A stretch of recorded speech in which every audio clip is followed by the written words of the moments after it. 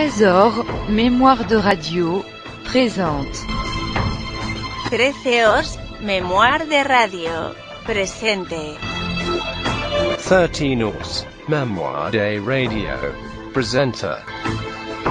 13 Mémoire de radio, presente.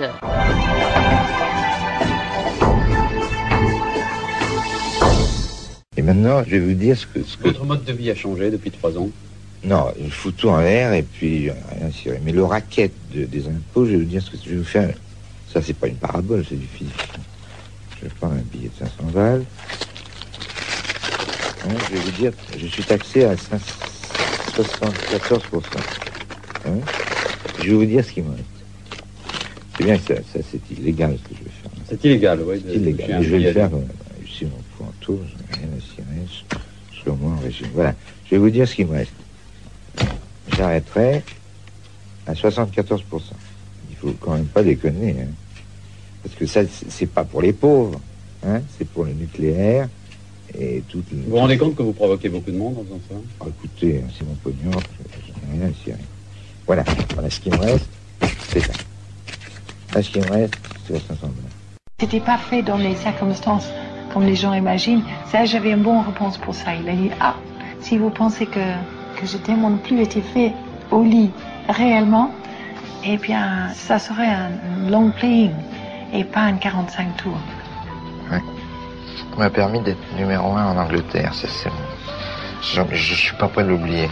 C'est la première fois qu'une chanson originale est numéro 1 en Angleterre. Donc c'est une chose étonnante. Ah oui, c'est étonnant. C'est étonnant et puis c'est... À laquelle vous ne vous attendiez pas. Non, je pensais en vendre 25 000 et j'ai dû en vendre 3,5 millions, 4 millions.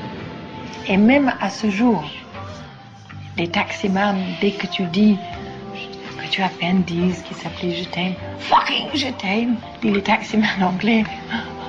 Fucking je t'aime, I had fucking 5 children on that fucking record.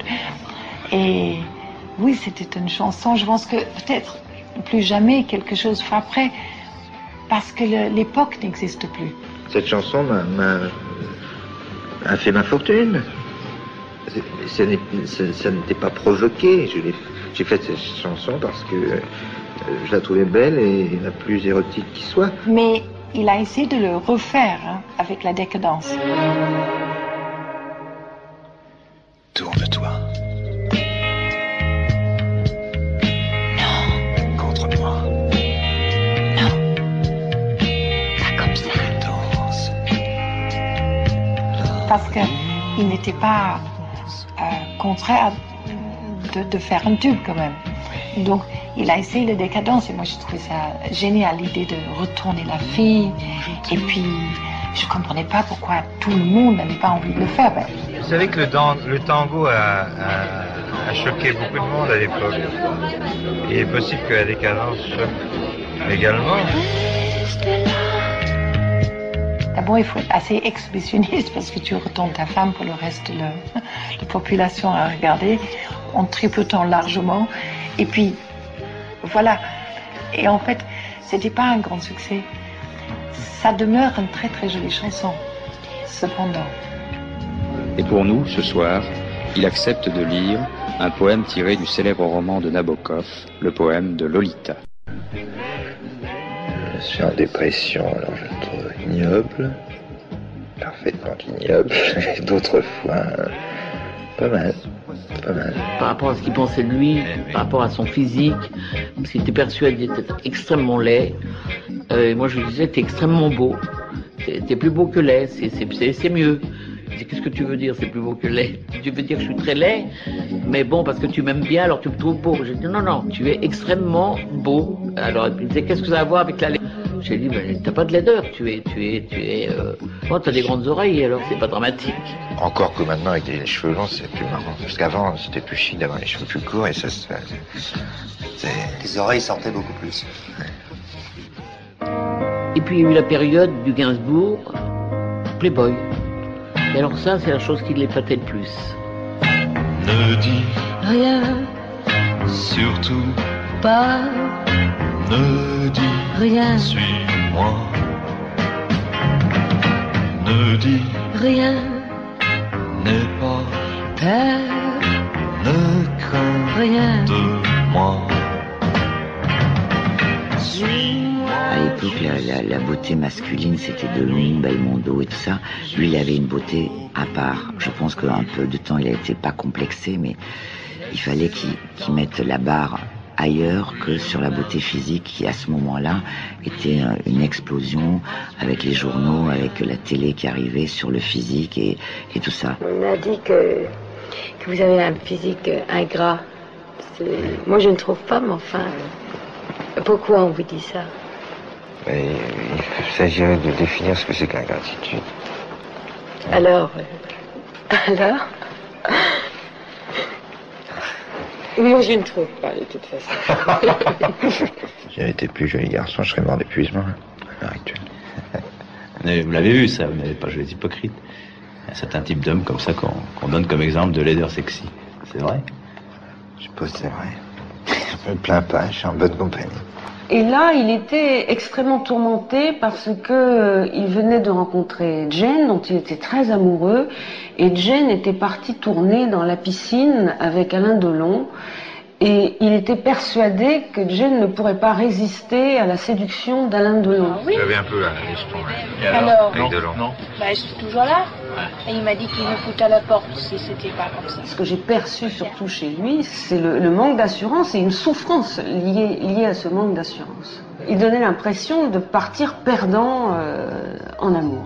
Et puis on est romantique dans la mesure où on se complaît dans les amours contrariés.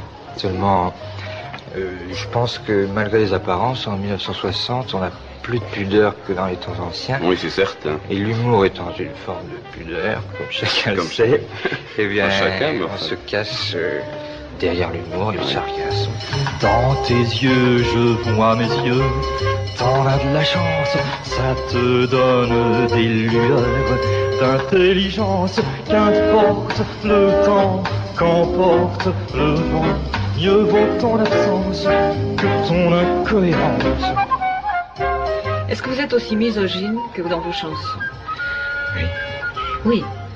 Alors je voudrais bien savoir quelque chose. Vous avez dit un jour que si vous étiez condamné à vivre sur une île déserte, vous emmèneriez 5 femmes, dont Ophélie, Mélisande, Peau d'âne, une manucure oui. Et Lolita.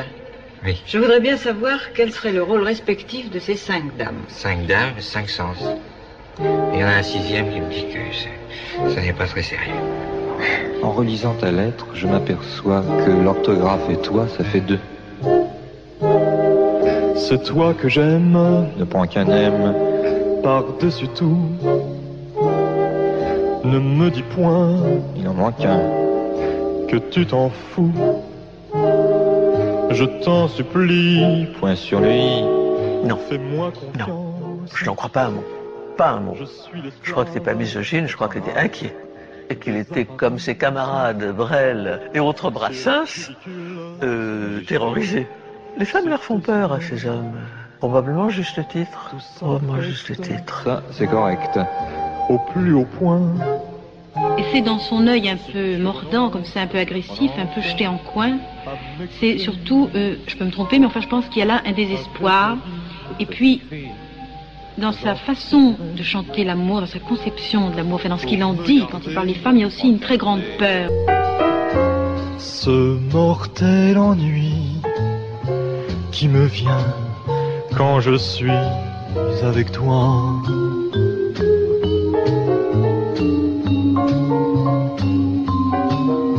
Ce mortel ennui qui me tient et me suit pas à pas. Vous jouez les cyniques parce qu'au fond, enfin c'est très connu quoi, le cynique au cœur tendre, voyons. Cynisme, qu'est-ce que ça veut dire? Ça veut dire énoncer des vérités Vous désagréables. m'avez dit, non, des pas vérités brutales. Voilà. Vous m'avez souvent dit que j'étais beaucoup plus cynique que vous, et pourtant j'ai la prétention d'être romantique, non? Vous croyez pas? C'est pas incompatible. Non, c'est certainement pas incompatible, mais sinon vous pratiquez le romantisme comme les cobras, c'est-à-dire qu'il vous faut une musique de fond. Ah, c'est charmant, vraiment c'est charmant.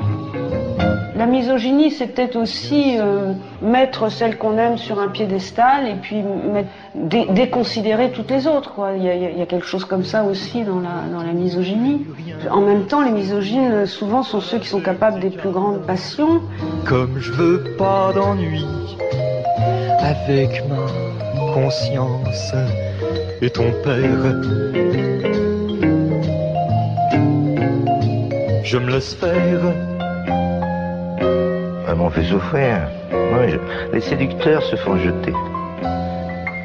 Et je me suis fait jeter, j'en ai pris plein l'œil. Si vous voulez, les gars, avec ma gueule, je sois tendre. Je peux pas être tendre, je suis dur.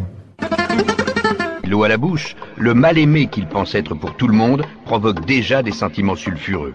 Gainsbourg, le provocateur, n'était que le revers de la médaille d'un Gainsbourg incompris. Je pense que sa manière à lui de dire les choses a toujours été provocatrice. Il ne pouvait pas s'exprimer autrement. Il ne pouvait pas.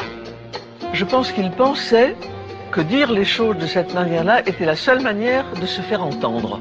Tel est mon sentiment profond. Écoute ma voix, écoute ma prière, écoute mon cœur qui bat, laisse-toi faire. Je t'en prie, ne sois pas farouche, quand me vient l'eau à la bouche. C'est un homme raffiné et poétique. Verlaine, c'est pas toujours facile. Hein. Si on ne lit pas ce qui est dans les manuels scolaires, si on cherche l'œuvre de Verlaine, elle est violente. Hein. Non, je pense qu'il a fait ce qu'il voulait.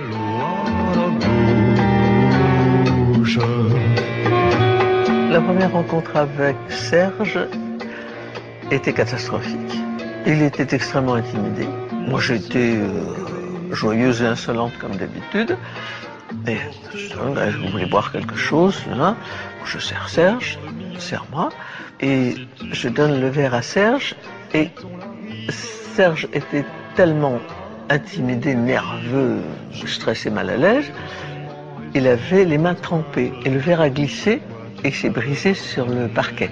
Et ça a été atroce. J'ai vu Serge devenir blême, mais blême. J'ai bien senti que ça allait être douloureux pour lui et difficile, voilà. Cette nuit près de moi, tu viendras t'étendre. Quelques jours après, je lui ai dit non et parlons. Et c'était l'été. Et il faisait beau et les fenêtres étaient ouvertes sur la rue de Vernet. Parce que j'habitais moi rue de Vernet. C'est pour ça qu'elle est venue après, c'est ce qui est très drôle. Et on a bu plein de champagne. On était bien bullés. Moi, j'ai commencé à danser. On a écouté plein de musique. On s'est parlé jusqu'à pas d'heure dans le matin. On s'est dit au revoir. Et puis, vers midi, je reçois un coup de téléphone de Serge qui m'avait envoyé une structure de bois entièrement couverte d'orchidées alors qu'il n'avait pas un franc. Ça, c'est Serge tout entier. Ça c'est l'élégance folle de l'homme. Et je lui dis merci, et il me dit non, je voudrais vous voir, quelque chose à vous donner. Et il m'a apporté le javanese. Voilà. Un mineur pour les mineurs. Je suis une poupée de cire, une poupée de son. Mon cœur est gravé dans mes chansons, poupée de cire, poupée de son. Suis-je meilleure, suis-je pire qu'une poupée de salon? Je vois la vie en rose bonbon, poupée de cire, poupée de son. J'ai un âge où il faut réussir ou alors abandonner. Hein? J'ai fait un calcul très simple, mathématique. Je fais 12 titres, moi, des titres très élaborés, précieux. Sur ces 12 titres, 2 passent sur les antennes et les 10 autres sont parfaitement ignorés. J'écris 12 titres pour 12 interprètes différents et les 12 sont 12 succès. Les disques sont un miroir dans lequel chacun peut me voir. Je suis partout à la fois, brisé en mille éclats de voix. Qu'est-ce que ça représente pour vous le succès de Poupée de cire et Poupée de son? 45 millions. Et en dehors de l'argent? Rien. Quoi, si, enfin, si, une satisfaction. Bah, si, c'est marrant, quoi. Moi qui étais connu pour un gars hermétique et vachement intellectuel, sophistiqué, incompris de mes compatriotes, voilà. Maintenant, j'ai retourné ma veste. Vous avez retourné votre veste? J'ai retourné ma veste parce que de toute façon la doublure, je me suis aperçu que la doublure était en visant. Est-ce que vous iriez jusqu'à dire que les chansons que vous composez sont des chansons que vous aimez? Certainement.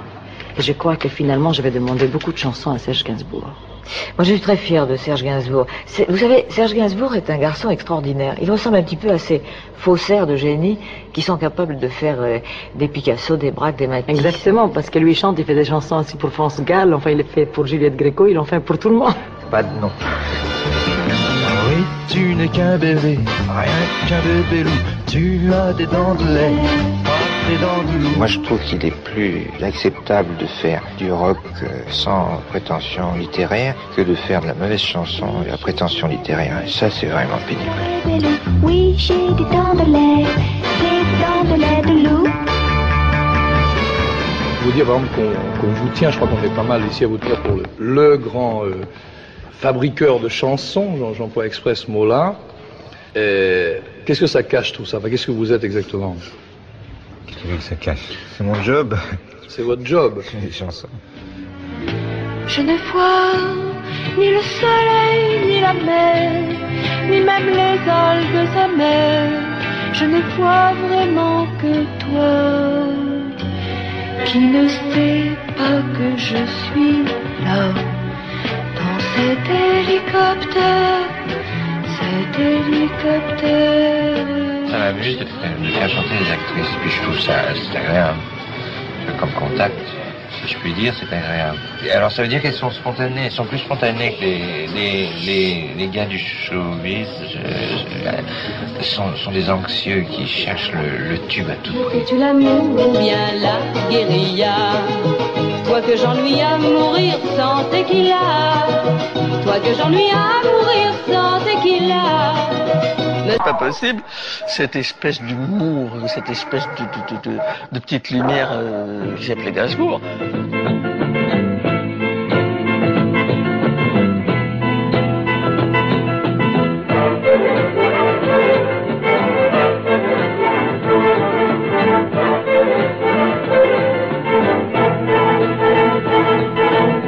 Dans ma robe d'argent, je sens comme un courant électrique de 200, 20 volts qui descend le long de ma colonne vertébrale. C'est comme si j'emmenais un homme de Gomorrhe à Sodome. Puis en dehors de ça, Gainsbourg, c'est le monsieur qui fait les tubes, quoi. C'est ça, vous êtes un fabricateur de tubes. Ouais, j'ai une certaine technique. Ouais, je fais mouche. Bon, mais là, vous faites ça pourquoi? D'autres font de l'acier ou de l'aspirine. Moi, je fais des tubes. Toujours dans le tube, on reste dans le tube.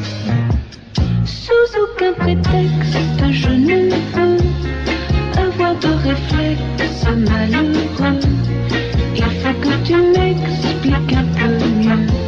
Comment te dire? Je pense que Serge, comment dire, quand il écrivait pour des interprètes féminines, ça lui permettait d'exprimer sa propre féminité. Je pense que c'était quelqu'un de très sentimental, donc probablement écrire pour une femme lui permettait d'extérioriser cette sentimentalité.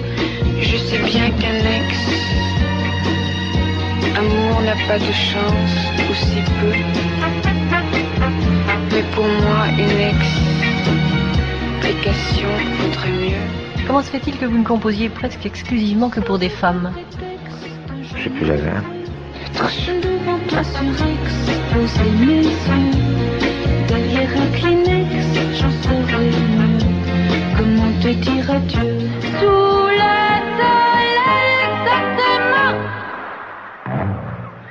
Pas à côté, pas n'importe où. Sous le soleil, exactement. Juste en dessous. Dans quel pays, dans quel district? C'était tout au bord de la mer.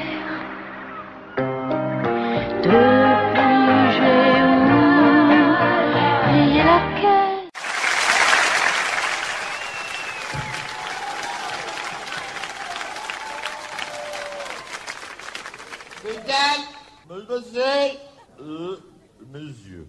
Non, monsieur. En tant que non, en tant que délégué de la Ligothèque. Oui, ça sur les yeux. Je parlerai de l'eau minérale. De l'eau minérale. De l'eau ferrugineuse. L'eau ferrugineuse. Quoi? Ferrugineuse, comme son nom l'indique, contient du fer.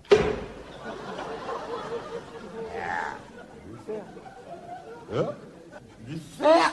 Ouais. Et le dire, c'est bien, mais le faire, c'est...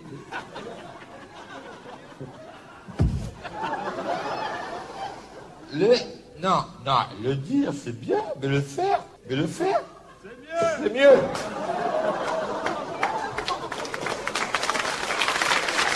Ah, c'est ça.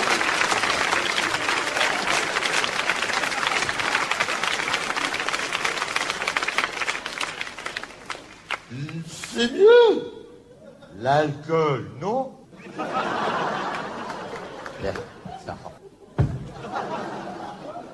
L'alcool, non, mais l'eau ferrée. Oui, ferrugineuse, oui. Et pourquoi? Y a-t-il du fer dans l'alcool? Ah, dans l'eau ferrugineuse. Hein? Non, là, ferro... Chineuse. Quel con, alors, ce mec-là, putain. C'est parce que le fer a repassé. C'est pas ça. Merde, je suis planté. Parce que le fer... Non, le fer... l'eau, disais-je. L'eau, c'est parce que l'eau, elle passe et passée, et repasse sur le fer. Et le fer a dissous. Le fer a dissous le fer. Et le fer a dissous. C'est pas cher. Hein. C'est pas cher le fer.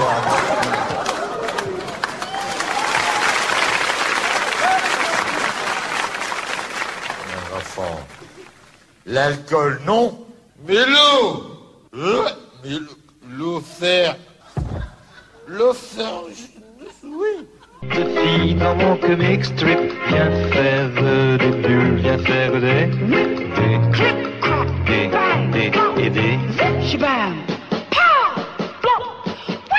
Je distribue les swings et les uppercuts, ça fait, et ça fait, ou bien, ou parfois même Oui, il m'avait parlé de Barbie. Et il m'avait dit que ça avait 3 mois ensemble. C'était tellement intense que ça valait plein d'années, quoi. Bardot a été quelque chose d'important pour lui. Ça a été effectivement une grande passion entre eux. Ils n'arrêtaient pas de rigoler, ils s'entendaient formidablement bien. Tous les soirs, c'était dîner dans ma cuisine. Moi, j'avais même pas le droit d'avoir mon boyfriend. Je crois que c'est une femme qui lui a apporté de l'assurance, si vous voulez. Et puis je trouve que toutes les chansons qu'il lui a faites étaient tellement adaptées au personnage. Viens petite fille dans mon comic strip, viens faire des bulles. Ce qui s'est passé avec Bardot est exemplaire. Exemplaire. Elle l'a aimé profondément, Bardot. Je crois que c'est un des seuls hommes qu'elle a rencontré pour lequel elle a gardé un infini respect. Il le méritait. Serge a été très important pour moi à travers ses chansons et à travers l'être qu'il était. Je sais pas, Georges Sand a rencontré Musset, Chopin. Moi j'ai rencontré Serge et c'est quelqu'un d'important.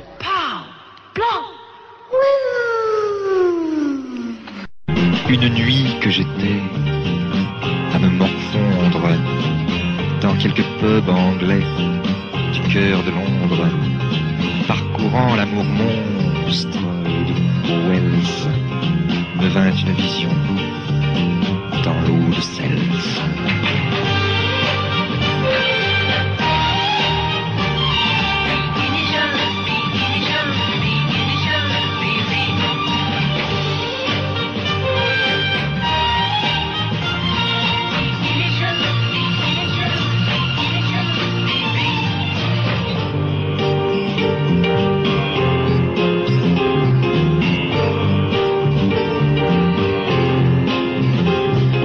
jusque en haut des cuisses. Elle est potée. Et c'est comme un calice à sa beauté. Elle ne porte rien autre qu'un peu d'essence de guerlin dans les chaleurs. Et puis, dans d'autres chansons, on a une espèce de cruauté parodique assez violente et très rythmée. Ça doit correspondre d'une certaine manière aux deux faces de votre personnalité. Oui, si vous voulez, j'ai mis un masque de cynique et que je n'arrive plus à retirer. Mais à la base, c'était quelqu'un de sentimental, de mélancolique, de doux, et qui s'est construit une personnalité cynique et dure. Je m'en fous, ta gueule, laisse-moi finir. L'âme flottant, toujours incertaine, entre l'ardeur qui se renouvelle, l'ardeur qui se renouvelle, et l'ardeur qui se ralentit, l'ardeur qui se renouvelle. C'est une histoire d'amour à la Coralie Gainsbourg. Oui, c'est-à-dire que ça n'arrive pas au bout. Oh, je m'en fous. Mais dans ce mouvement... Ça commence comment si ça n'arrive pas? Une rencontre, toutes les histoires d'amour. Oh, t'es dégueulasse, mon vieux. Ouais, un peu de musique sur les bords, hein. Voilà où ça mène. Un poison violent, c'est ça l'amour. Un truc à pas dépasser la dose. C'est comme en bagnole. Au compteur 180, à la borne 190, effusion 200. Voilà. Elle venait d'arriver à Paris, là. Ah ouais, elle parlait pas français. Vous allez entendre. Mais tu ne sais pas qu'elle fait ça pour me faire jalouse. Serge était assez chic quand même, parce que, à part le fait que j'avais dit bonjour Serge Bourguignon, parce que je sais pas pourquoi je pensais qu'il s'appelait Bourguignon, mais bon, ça l'avait un peu vexé. Mais à part ça, il m'avait quand même aidé quand j'étais en pétrin, parce que je connaissais pas le texte, il m'a sifflé le texte. Et je trouvais ça plutôt chic. Puis il fallait les scènes de larmes. Ça, je faisais ça très bien parce que j'étais très malheureuse que John Barry était parti en Amérique et que j'étais abandonnée avec enfants à Londres. Et je pense que pour Serge, c'était vraiment dégoûtant des actrices qui mélangent leur vie sentimentale et leur rôle d'actrice, etc. T'aimes pas moi? La première fois que je l'ai vu, c'est Jane. Et c'est ce boudin anglais. La première fois que j'ai vu, j'ai trouvé c'était pas son visage vraiment, c'était son façon d'être. J'ai trouvé horrible. Vous appelez pas Elisa, vous? Non, Jane. Jane comment? Jane Birkin. Vous êtes actrice de cinéma, c'est ça? Oui. Vous avez tourné dans? Blow Up. Avec David Hemming? Oui. Beau garçon. Et puis? Et avec vous. D'accord, dans le slogan. Et oui. Puis? À la piscine avec Alain Delon. Beau garçon. Et puis? Ah oui. Et Maurice Rollet. Oui. Encore un beau garçon. Oui. Ah. Bon, maintenant vous voulez chanter peut-être? Oui. Qui vous a donné cette idée? Mais c'est vous. D'accord. Il y a une chanson qui s'appelle Jane B, c'est ça? C'est ça.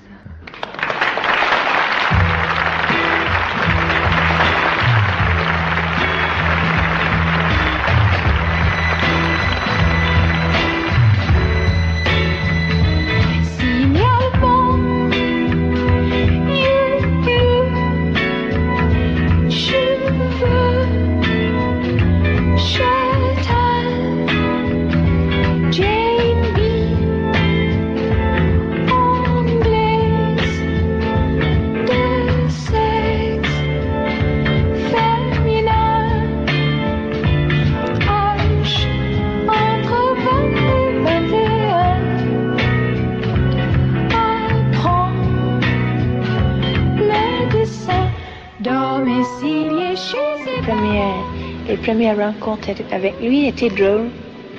Il m'emmenait partout, me fait rigoler. J'ai jamais été à Paris comme ça. Alors, on est parti à un endroit qui était Rasputin. Et là, il connaissait tous les musiciens de chez Rasputin, boîte de nuit russe. Et ils ont joué pour nous. Et puis, on a cassé des verres de champagne. Et Serge les a demandé de jouer le valse triste de Sibelius. Et Serge sortait des bifetons de 100 francs qu'ils mettaient dans toutes leurs violines. Et puis il a dit, ce sont des putes comme moi. Après ça, tout le monde dit quoi? Vous êtes avec cet affreux cynique comme ça, qui déteste les femmes et tout ça. Et je voyais pas du tout ça, moi. Il me fait rigoler, il était un personnage drôle. Et ensuite, nous sommes allés chez Madame Arthur, qui était au Pigalle, et c'était un endroit de travestis. Alors moi, je n'avais jamais vu une travestie, mais là, j'ai vu que tous ces garçons connaissaient Serge. Et ils disaient, oh Serge, comment ça va?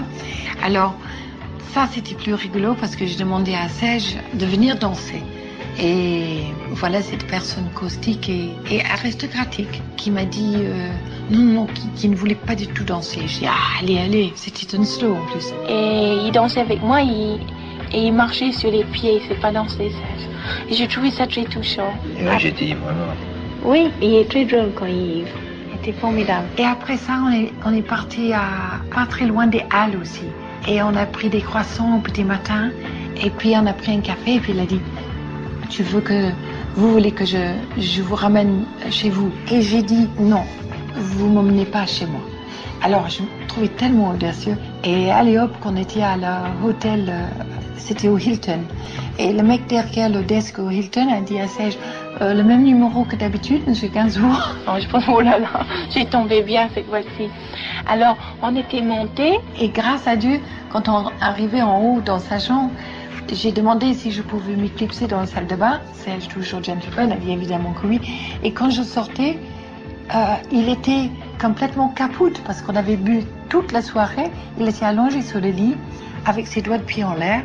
Et moi, j'ai pu sortir de la chambre, aller au drugstore, chercher un petit 45 tours de Yummy, Yummy, Yummy, I've got love in my tummy que j'avais dansé avant que Serge a bien voulu danser le slow avec moi. Et je l'ai glissé entre les doigts de pied de Serge endormi. Et moi, j'ai sauté dans un taco et j'ai arrivé à mon hôtel Esmeralda, pas touché, ni vu ni connu. J'étais très fière de moi. Mais je suis assez contente que les autres pensent qu'il est sinistre parce que comme ça, j'ai le côté privé pour moi. Alors j'ai un chien qui mange tout le monde, sauf moi. Alors ça c'est assez agréable. J'aime pas les chiens qui lèchent la main de tout le monde. J'aime qu'il mord tout le monde et les autres. Je dis quoi, vous avez un chien affreux? Et il vient vers moi, il est tout doux. Ah, c'est sans doute la plus belle fleur que vous aurez mis dans votre vase. J'espère qu'elle est en plastique parce que les fleurs, ça se fane. Non, je le dis, c'est une vacherie. Oui. Elle est belle. Elle est belle, elle pourrait être ma fille. 20 ans de moins. Bah, c'est encore une... Oui, c'est une chance que j'ai là. Elisa, les autres on s'en fout. Elisa, rien que toi, moi, nous, tes 20 ans, tes 40. Si tu crois que cela me tourmente, oh non, vraiment, Elisa.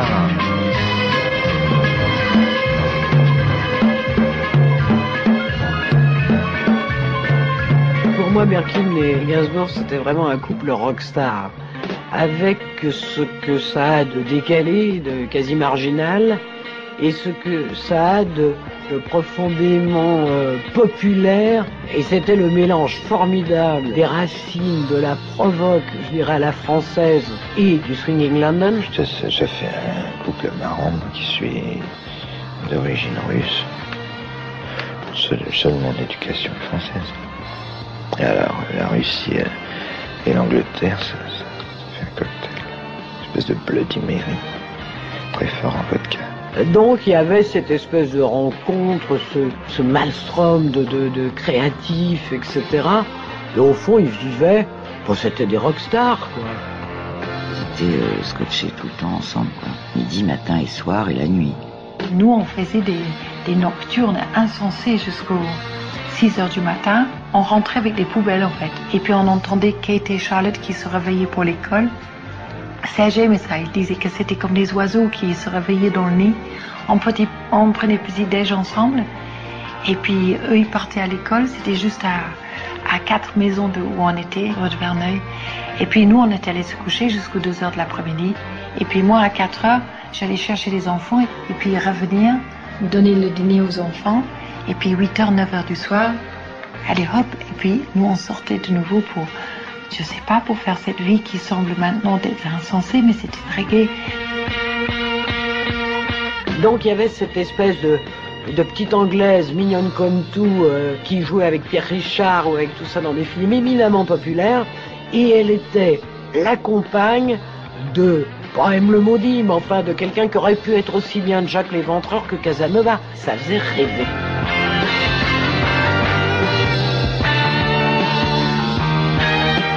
On n'insulte pas dans le rue. On demande comment ça va les enfants, comment on va faire. non, ça, c'est bon. Ça c'est épatant. Terrible. Sa dernière émission était sensationnelle avec votre époux. Ah bon, merci. C'est plein d'humour et il faut ça chez nous. On a besoin. On ne vivait pas à une époque où il fallait faire des tubes. Et ça, c'était magnifique. Parce qu'on passait de toute façon, tous les semaines ou tous les mois, sur les Carpentiers. Soit c'était notre show ou des shows des autres. On avait nos comédies musicales de toute façon.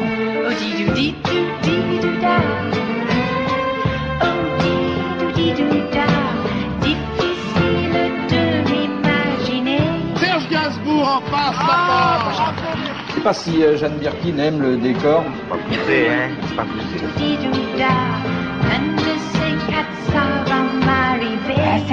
On était demandé à RTL non-stop pour rigoler avec Bouvard. On était sur José Arthur tous les soirs. On était sur le télé française, tout en permanence. Stop! Josette ici à gauche tout près de moi au premier rang. Pardon? Régine? Non, c'est Juliette Gréco, monsieur, je suis navré. Nous continuons.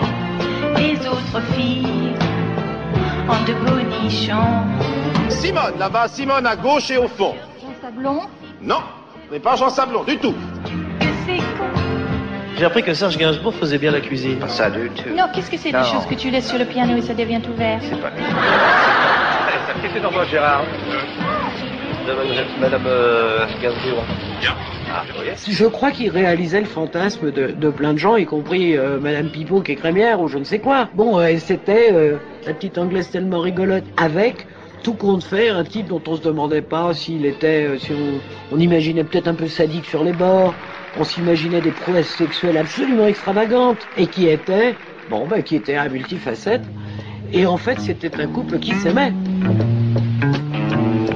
Les ailes de la Rolls effleuraient des pylônes. Il m'a offert un petit livre qui s'appelait Chansons cruelles. Dans ce petit livret rouge, il avait écrit en noir dedans, dans la première page, « Ceci est pour Jane Birkin. Un jour, j'écrirai pour elle l'histoire de Mélodie avec un Y. Nelson, signé Serge Gainsbourg, et puis il a rayé le Gainsbourg en rouge. Enfin, c'était une œuvre d'art en soi. » Tu t'appelles comment? Melody. Mélodie comment? Melody Nelson. Ça, c'est l'histoire de Melody Nelson. Depuis que j'essaye très laborieusement d'écrire des chansons et que j'y arrive très rarement, il y a une chanson qui est toujours mon leitmotiv, c'est la ballade de Melody Nelson. ça vous étonne, mais c'est comme ça.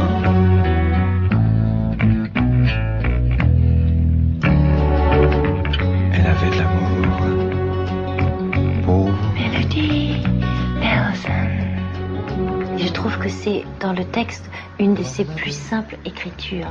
Quand on se dit voilà, avec des mots très très simples, on peut faire des choses absolument somptueuses. Elle est là, elle m'accompagne quand j'essaye d'écrire, quand j'essaye de composer, mais quand je vais rentrer sur scène, quand je suis sur scène, elle est là inconsciemment. Pour ça, c'est une chanson fétiche. un petit animal. Melody Nelson. Une adorable garçonne.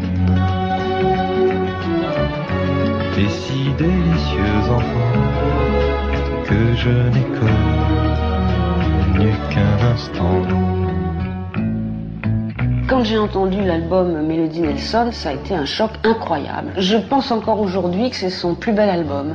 Une espèce de perfection sur le plan des climats, de l'ambiance musicale générale. C'était tellement révolutionnaire et d'avant-garde, comme beaucoup de choses qu'il a faites. Il y avait la beauté en plus du reste, alors que d'autres choses qu'il a pu faire d'avant-garde, etc., c'était plus le cynisme ou la provocation.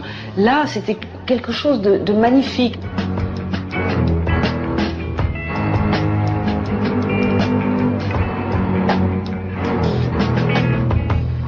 Souvent, tu tu tombes sur des titres qui sont très bien, mais qui t'écrasent. Tandis que lui, bon, il a son caractère qui est très très fort, mais il me laisse pousser. C'est comme un encre qui laisse flotter un ballon. Et j'ai l'impression que si on coupe le ficelle, je m'envolerai. Alors moi je veux bien le ballon, mais je veux toujours avoir le ficelle. Sinon je m'éclaterai dans le ciel. Moi je pense que plus elle aura d'impact sur le public et d'entrée au cinéma, et plus je serai en danger. En fait, vous voulez que je sois prophétique? Oui. Eh bien, si elle fait un malheur, je la perds. Et j'espère qu'elle le fera. Vous avez compris? Je vais la faire. Non. Mais je pense que ça va te monter au citron et je te perdrai. Don de prémonition, Serge Gainsbourg amoureux écrira en 1975 « Je suis venu te dire que je m'en vais ». Depuis toujours, il ne cessera de répéter que l'amour physique est sans issue. Plus d'une fois, il écrira à travers ses chansons que le bonheur n'existe pas. Homme blessé, l'auteur va alors s'employer à écrire pour les femmes de sa vie ses chansons les plus bouleversantes. Doué d'une sensibilité féminine inattendue, il avouait qu'il préférait fuir le bonheur de peur qu'il ne se sauve. On n'est pas doué pour le bonheur quand on part perdant en amour, quand on a une espèce de défaitisme et doublé d'une exigence, d'un absolutisme, d'une intransigeance. Et je pense que c'était son cas. Il avait une problématique un peu masochiste, donc ça ne prédispose pas à être très heureux, ça. Ça, je l'ai entendu.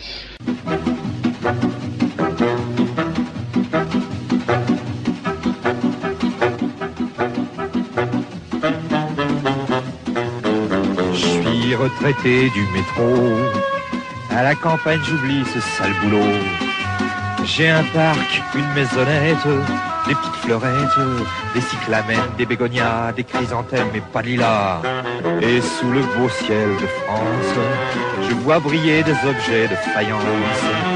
Car pour allonger la retraite, trop maigrenette, c'est moi qui suis le fossoyeur du cimetière de Passy-sur-Eure.